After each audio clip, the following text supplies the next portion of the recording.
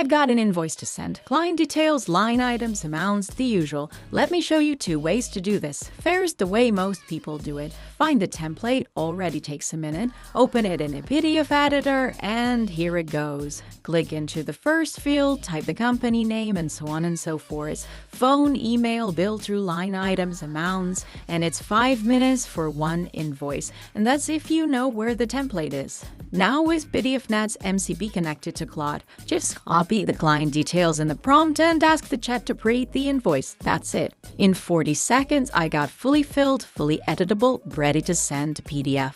40 seconds versus 5 minutes. That's more than 7 times faster. If I want to tweak some field or change text, I can easily do it in the editor. Every document lands in your account library, organized and secure. PDFNet MCP is completely free. Connect it to Claude or ChatGPT and save yourself hours to do the fun stuff.